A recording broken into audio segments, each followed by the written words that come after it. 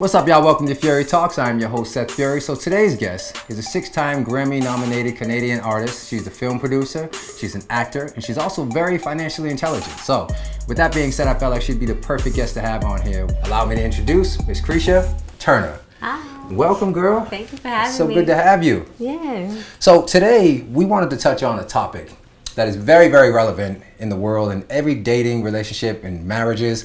And it all started with the tweet. And I'm going to read this tweet. Please. It's going to be very controversial, and we're going to have a lot to talk about. So let's get to it. So this was the tweet that was on Shade Room that went viral, and we wanted to kind of give our spin and thoughts on it as well.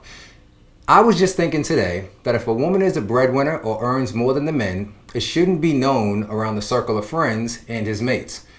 If you all plan to go out, give him your card. That's if you plan the trip, especially when there's people around.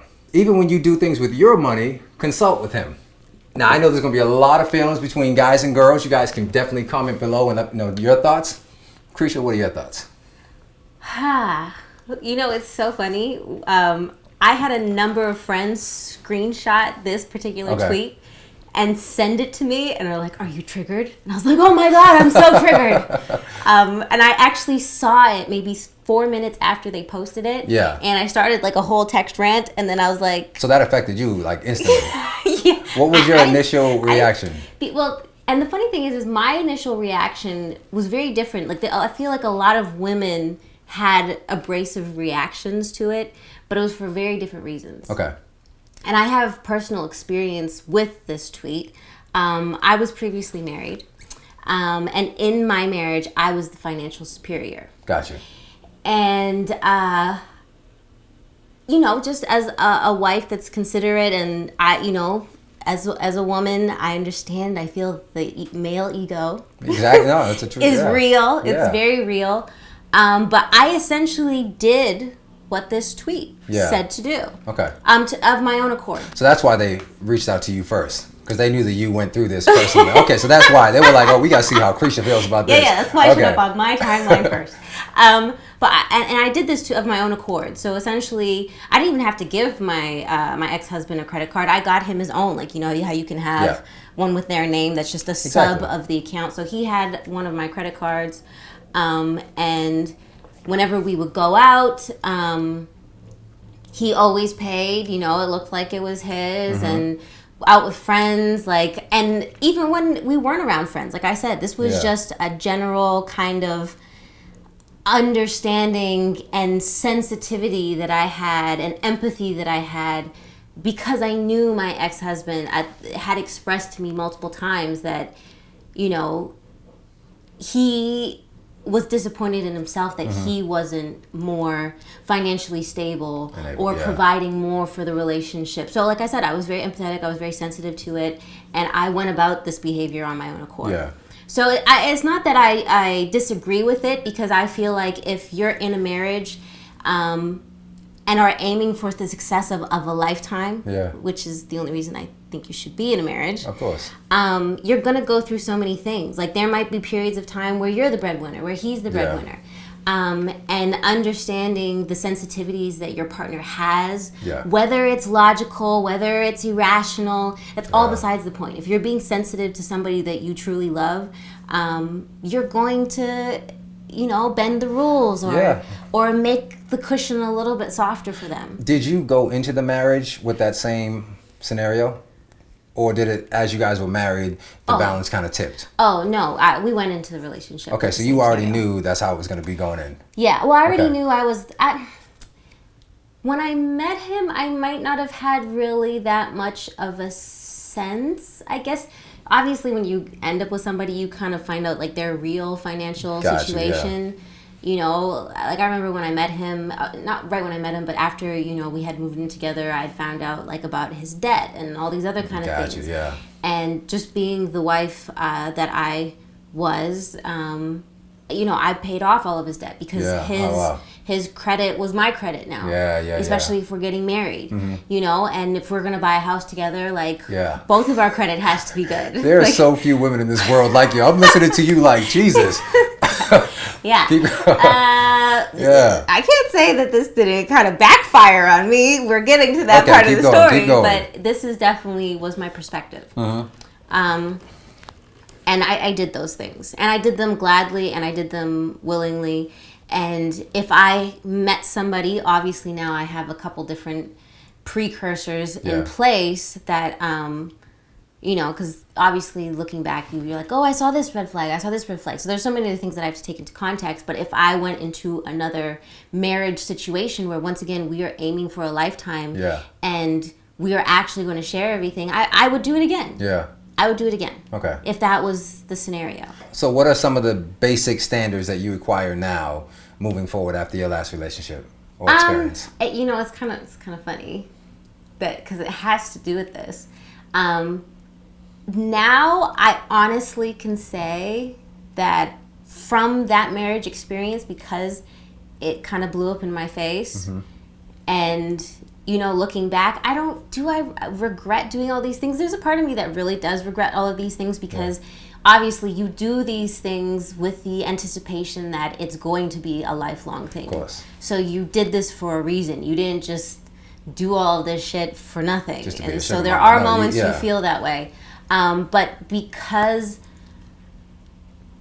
of the collapse of our relationship, I believe it actually strongly had to do with the finances. And you know, statistically they say one of the reasons, it's like 70% of the reasons people divorce is because of financial instability. Money is a stressor. Yeah, it's a super stressor. But I do believe that his depression that he endured and his whatever, you know, inadequacy that he felt, and that he wasn't a man in the relationship and he wasn't providing for our house the way that he should, it led to a lot of psychological issues that then turned into, you know, actions per se into the relationship. And I can say now, I kind of left that relationship being like, I will not date anybody unless we are at least on par. Gotcha. Okay. Or that he is greater. Gotcha. Oh, wow. Okay. In financial. Just because I saw how you know, like I want to believe. So how long were you guys married for? 4 years. So within 4 years, he just stayed the same. There was no progress or anything of looking like any signs of eventually getting there? He would try. Because that's a long time to just be stagnant for 4 years. He would start a lot of jobs and somehow end up getting fired or quit. But then I was also the type of wife, like there were some jobs that he would get that he was just so miserable. And I'd be like, listen, like if you are coming home and you're so miserable, like I'd rather you, like, I got us. Like, if you feel like you need to quit, like, you're gonna kill the energy in the house. Like, quit. I got us. Yeah. I did that. Yeah. You know what I mean? So do you feel like you sort of handicapped him basically?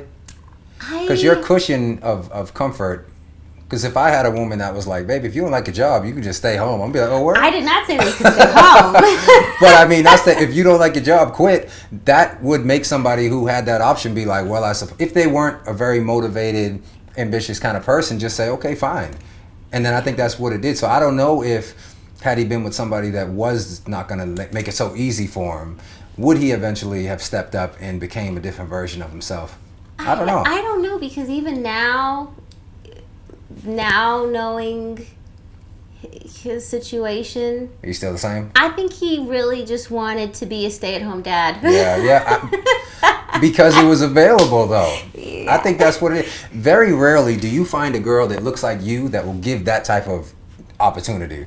Usually the guys that get the free life, they usually end up with somebody that they're hardly attracted to at all. Kind of like the girls do when they're dating the 60-year-old or 80-year-old men going on vacations. Yeah, very rarely are you going to get someone that's beautiful, you're actually attracted to, that says, hey, I'm about to give you the same lifestyle as the old guys that will fly the girls to Dubai. You see what I mean? So that's, in his scenario, he's like, I can't believe I'm literally being handed the best of both worlds. Not to say that it's something that anybody should ever do, but in that case, he was given a very unique opportunity, I would say. Well, it's not like we were flying to Dubai and shit. We were living No, I'm just saying, you were living but no girls often, because most people believe, especially in LA, it's like a notion, if you want a beautiful girl, you have to be the one that is just balling out, because it's very rare that you can find somebody of that caliber that is willing to just go and find a guy based off of his way of personality and way of being. For me, like, I was in the relationship for love. Like, that's what I'm saying, and that is so unique and refreshing to hear. So like, to see you were so invested in it that you were willing to just put aside the fact that You were the breadwinner. You didn't make him feel bad. And so I rock with that. You know, it backfired so much to the point that when we broke up, I remember seeing like blog posts and gossip about you guys. Saying that I was with him for his money, and that I left him for somebody else who had more money than him. And I was like, wow. I was like, y'all don't realize that I used to pay this man a salary for being my road manager. Wow. Like, did you respond publicly, or you kind of just let it ride? I didn't say anything. That's big of you, because I would have been like, let me tell y'all the real truth. I didn't say anything. Let me show y'all this man's sleeping bag. Yeah, this is the first time I'm saying something. Yeah. No, you know what? I had been on both sides, I would say. When I first moved out to California, I was younger, and I was staying with a girl that was more financially stable than I was. And I had no choice, but that was the agreement and arrangement we had. She didn't have no credit. I had excellent credit.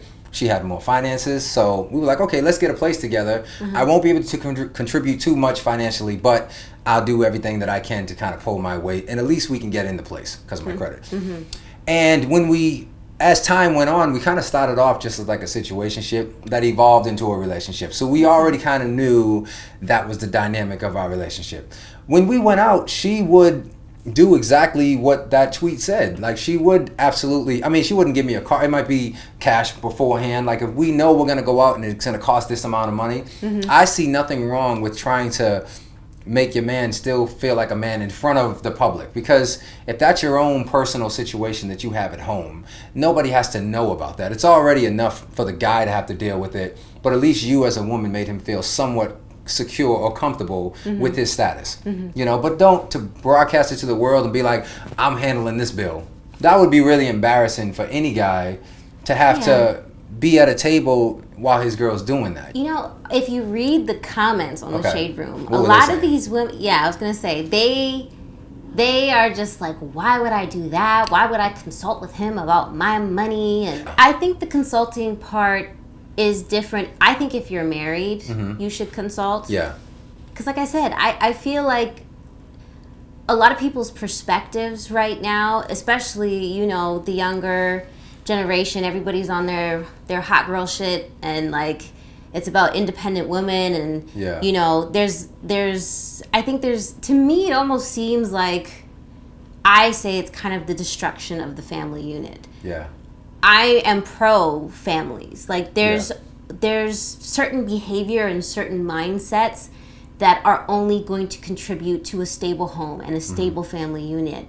And you know, there's nothing wrong with being a loud and proud independent woman when you're single, but if you anticipate actually having a successful long-term marriage, there's a give and take. Yeah. And there's also an understanding and an empathy. And you know, I feel like there's a lot of strong, you know, independent women that are going to disagree with me, but at the same time, that's just not my perspective of when it comes to having a lasting partnership. Yeah. Like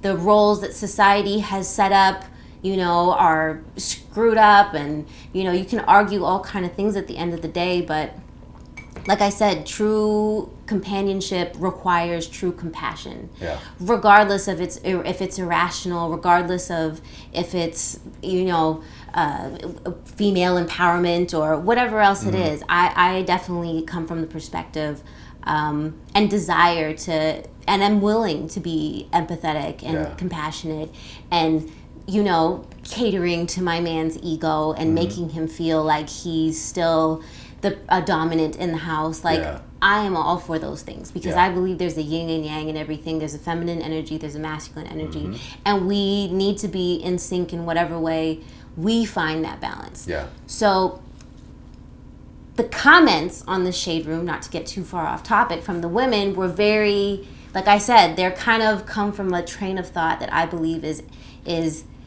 not as anti long-term relationship, is anti. Well, it's 2020 girls. Yeah. Anybody on the Shade Room is usually young and gossipy and petty, and they just look for that type of drama. So to be on that website, those caliber of people, I feel like would have those types of comments more. Yeah, than a traditional person. Were offended. They were like, "What? You think I'm gonna do this?" That's what I'm saying. Yeah, because that's that audience. You know what I mean? So In relation to the consulting part about the money, I will say it is a turnoff for me to see how people spend money sometimes.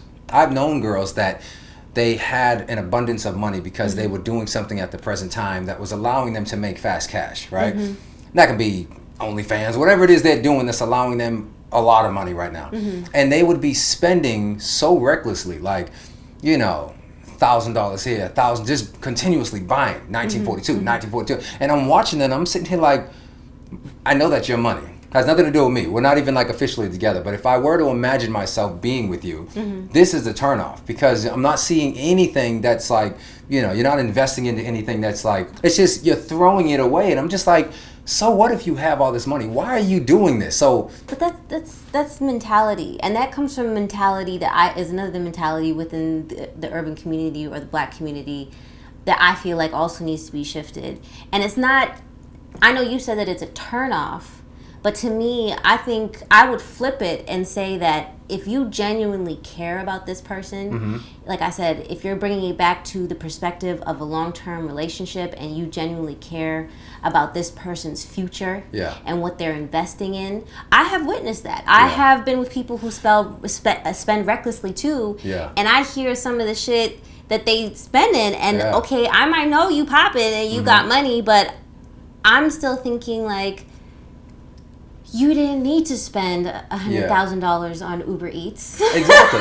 That's really what. You could have. Yeah. We could have gone to the grocery store and and cooked and I don't care if it's. I honestly believe that I don't care if you're a millionaire. Like there's no reason to be spending that kind of money. Some of the richest people in the world are the cheapest people in the world. But there's a reason. That's the difference. Is there's like this middle ground of people who I call it like the single digit millionaires kind of mentality, and they be spending recklessly, not investing in long-term things. Do you own stocks? Do you own anything that's going to pay you dividends? Do you own things? Have you put your money into anything that's going to continue making you money? Because you need your money to make you money. You're not just buying, 5 Chanel. Actually, Chanel's are investments. So let me take that back. I get it. Some You're not going to buy value. disposable fashion that is going to have no value by the time next season rolls around. And if somebody really cares for you, they're going to observe that and be like, yo, listen, what's your long-term goal? Because then you start to meet the people who are like 100 millionaires, and they are the cheapest people. They are so particular with the way that they spend their money. They are not spending $100,000 on Uber Eats. Exactly. And that's why I don't see an issue consulting with your partner, because regardless if he is blessed enough to have that type of financial income, he still may have very good, intelligent ways of managing the money. So if he's like, okay, you're bringing it in, but I'm going to help you be a little smarter with the way it's spent so that we as a family can continue to grow. I don't think that he's out of place to help you, even though he's not making the money, if you guys are actually a unit, like you say. Yeah, and that's the thing is some people might take offense to it if you start to speak to them about their finances. But I challenge, men and women who run into somebody like that, stop for a second and realize that if they're saying it to you in a certain way, it's probably because they actually care. It's like, yo, like, why are you spending like this frivolously? Like, maybe we should invest it in this. Or if you're gonna be that frivolous, you might as well give it to a charity and at least get a tax, whatever to write it off on. Like, there's just certain perspectives, and if people, and it's such a touchy subject, especially when you're not in an official marriage. You know what I mean? So with that comment of him consulting, like, I agree if this is a long-term thing, but at the same time, if you're in a more frivolous thing and the person that you're dating comes to you and kind of expresses concerns on your mindless spending, it might actually mean that they care. Don't be like, yo, why you pressing me? Why you asking me about my money? It's my money. Like, you have to sometimes stop for a second, and instead of assuming that it's one thing, question and consider that it might be a completely different reason. Okay, so what do you think about this? I was in a relationship after that other relationship. I was still trying to get my feet on the ground, and I dated a girl who was about 10 years my senior. She had a very stable job. So one day she showed up at my bar, Now, keep in mind, this is my bartending job that I just got. I'm barely covering like my car note and stuff like that. And she was just in a way more comfortable, stable position than I was. And she shows up one day after the night of gambling, or wherever she was at, some kind of casino. And she's talking to me about how she's just, bragging about all the money she lost and threw away. And I'm sitting here at this bar, literally probably made like $20 in tips, right? And I'm listening to my girlfriend brag to me about how much money she just threw away on stupidness that like could have helped me out so much. I'm sitting here like, I'm listening, trying to sound excited about her story because she had such a good time. And I was like, oh man, that must have been a great night, baby. Oh, you threw away $3,000. Oh, okay. Yeah, thank you, sir, for the $2 tip. So tell me more, you threw away another. And to me, that was very insulting. I was just like, how are you going to throw in my face? I know you're trying to share your night, but I don't think it's appropriate if you are currently speaking to somebody who is having financial struggles and you're telling them about how you were just so frivolous with your money and not being respectful. And you know what I mean? Okay. I can see your face expression, so I can tell you got mixed thoughts. Yeah, I was listening. Tell me about it. I wouldn't do that personally. I get what you're saying. I get what you're saying. And it has to do with the sensitivity of an individual person. Because some people are great at being sensitive to their partner or to their family or to their friends, and what might be offensive or what might not be appropriate, or I should talk about this with, my homegirl instead of my boyfriend. Not everybody. So, you don't always want to be offended, especially when you know that they might not be doing it on purpose. Yeah. And at the same time too, I get what you're saying, because like as a person, you're like, you said that money could have helped you so much, and you also, especially when you're not married or all of this other kind of stuff, like in Jamaica we say, and if I watch people's money, like you can't watch other people's money because it's not yours. Exactly. So it's hard sometimes to be like, oh my God, you did that for so and so and this for so and so, and then I couldn't say it verbally. I know, and in your brain you're like, damn, I'm like I you see me stressing day and night, stressing, trying to pay these bills, and you literally could have did that with just the money you threw away on a friggin' black red. It's hard. It's hard too, because then you want to think that your partner's empathetic to your struggle. Yeah. But then also people, especially at the beginning of the relationship, I know a lot of people who have money and who are reluctant to give their significant other money until they're in a married situation, or I've heard men say, I'm not giving her any money until she has a child by me, or all this other kind of stuff, because they've also been through bad situations. I have a male friend who says that, a lot of guys, when it comes in the terms of men giving women money, is that they don't want to create a monster. Sure. Because one thing that is just human nature is we constantly level up to the equilibrium that we get to. So we forget that where we were before. Like you function within the status quo of your environment. Yeah. And so there is the common capacity that most humans will become ungrateful. So when men say that they don't want to, or my homeboy says that when he doesn't want to make a monster out of a female, he says that he's not giving any woman that he dates any money until she has a child by him. Yeah. Because he's worried that, and he's witnessed it with other friends of his, with other male friends of his, where the women become complacent, they become entitled, they become, and that could go either way with male or female, female to male. So it comes with caution, I understand, because there are people who, in the giving situation, have been burned. Yeah. And then you question people's motivations or intentions, because that's the thing too now within the 2020 girl or the 2020 boy, city boy and hot girl, whatever they call themselves. It's like I'm gonna get to the bag. Like I'm gonna use a nigga for his money. Pardon, I don't know if I can say that. You know what I mean? Like, and there's some women that they will say that to your face, shamelessly. Yeah. So sometimes, there's just so many different perspectives that you wonder, is this the type of individual that I'm dealing with? Yeah, Are they, is this their goal? Is this their objective? Yeah. You know what I mean? Because that's the same thing too. The same way when we're talking about someone who is concerned about how you spend your money, who doesn't have money, but then there's also the type of people who they're not going to say anything about the way you spend your money because they want you to spend it on them because they have no intention of being there for long-term purposes. So if you do run out, that's not my problem. I'm going to be gone by then. Time to move. Oh, God, I can't stand y'all. That's so true. Y'all, what you say y'all for? Y'all as in people like that, not you. You know what I mean? Like there's the different mentalities that play for the reason someone might say something, because if they view themselves, you have to often ask yourself, how does this person imagine themselves in your life? What role do they plan? How long do they plan to stick around? If someone views themselves in your life for a long period of time, they will be concerned on how you spend money. Yeah. You know what I mean? Because we hear so many stories.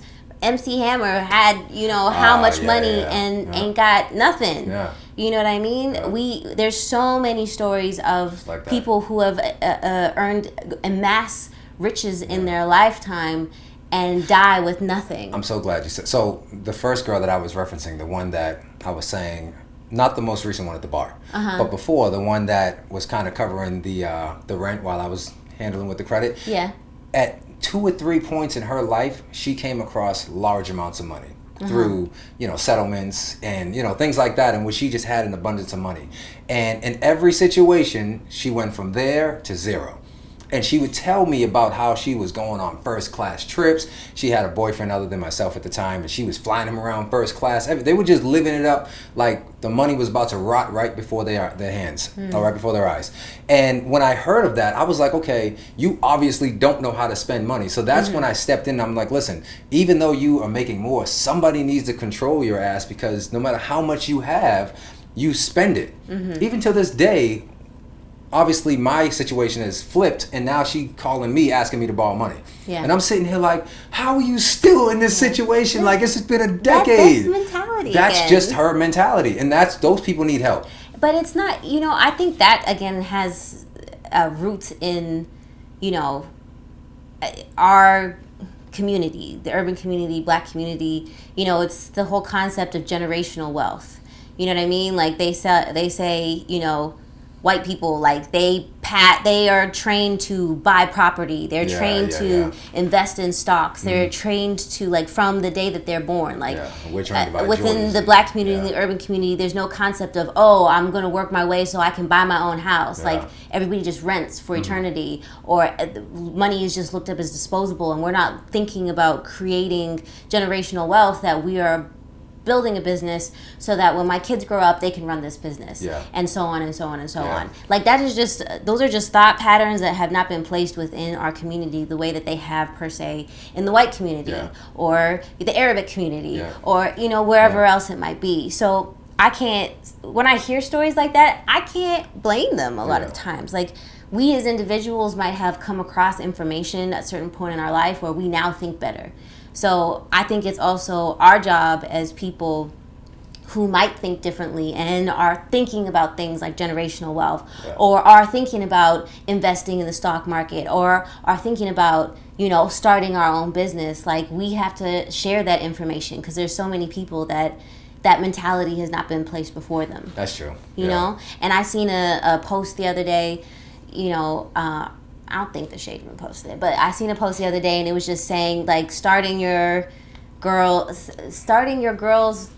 business is the new Chanel bag, something along those lines. Like, basically saying, like, girls don't want their men to buy them Chanel bags anymore. They want you to give them money to start their LLC. Gotcha. Yo, if more women thought that way, that's, that to me is at least, there's still kind of, a skewed mentality in there, but it's at least in a bit of a better, a much better direction. I think that's so cool to have a girl that is just on the same level as far as like future and business wise, because that really, if you're going to spend that much time around somebody, it's great that you guys are on the same way of thinking. I remember I had an ex one time, and I was just speaking to her very, very basically about credit. She had 0 credit cards. And she was like 26, 27 at the time, right? And I'm like, you don't have any credit cards? And she's like, no, I don't want to mess up my credit. I'm like, bad credit is the same as no credit. No, like, actually, bad credit is better than no credit. Okay, well then there you go. It's even worse. So I'm like, you gotta have something. I'm like, just get like a few credit cards, pay your gas, or just simple things that you would have already paid for, and then just pay them off or keep them at 20%, right? That's the urban and black community again. Like, in the white community, that's the first thing they teach their kids. Exactly. Make sure you have good credit. I remember one of the first things my mom instilled in me, even though my mom is a black woman, but she's also a small business owner and an entrepreneur. So I grew up with many different mentalities. Like for me, my mother instilled in me that I shop only at small businesses. Okay. So whether, instead of going to, what is it called? Like Jiffy Lube to get my whatever little things done, she's like, find a family-owned business. Okay. Support a family-owned business. I just needed some car repairs the other day. Instead of going to BMW, I found a family-owned business that really deals with BMW cars. You know what I mean? And the same way that the black community needs to encourage us to do that with other black businesses, my mom couldn't instill that in me because I grew up in Canada and there wasn't that many black businesses to support. So she went to the next, which was just support other family-owned businesses. Gotcha. Okay. Because every other community supports their own. Like the Asian community, they will drive around town to make sure that they only shop at Asian-owned stores. East Indian community, the Latin community, and that's so dope too. All of the Jewish community, like they all make sure that their dollar bounces within their community multiple times. And so whether we take on that perception of shopping only at family-owned businesses, black-owned businesses, whatever else it is, my mom instilled that in me, but she also instilled credit in me. Make sure your credit is good. Because they've always said that, having good credit is more valuable than having $1 million cash in the bank. Yeah.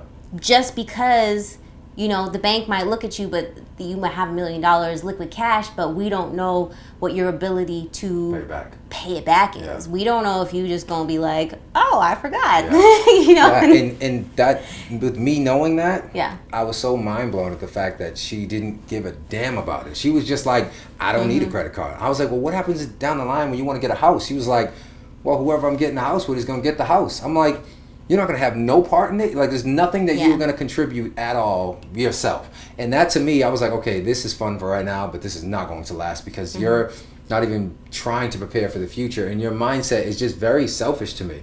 The fact that you wouldn't even attempt to try to get your credit on point. She got so angry with the conversation, we actually fought for the rest of the next couple of days. Really? I'm like, we got that. Like, date was canceled for the night. And I'm like, the fact that I tried to help you with this quick conversation, and it blew up in your face because it made you so uncomfortable at the fact that you hadn't done it and it's just something that you didn't want to talk about, that we fought for a few days. That was just the biggest red flag for me. I'm like, this ain't the one. That's like what I said earlier. When you get defensive about when people say certain things, you actually need to stop and question and consider that maybe they're bringing these things up because they actually care. All right, y'all. So that's it. Thank you so much for watching Furey Talks. Kreesha, thank you so much for being on the show and dropping all these gems. Tell everybody how they can find you. You can find me on all social media platforms at Kreesha Turner, KreeshaTurner. And that's all on Twitter, Instagram, Stock Twits. I'm a day trader, so y'all can follow me. I'm on the stock market every day. But yeah. There it is. Amazing woman. Definitely follow her. Thank you guys for watching this show. We hope you learned a lot from it. Be sure to like, subscribe, comment, and share this video with as many people as possible so as many people can be helped out. As always, we appreciate you. See you next time. Furey Talks. Later.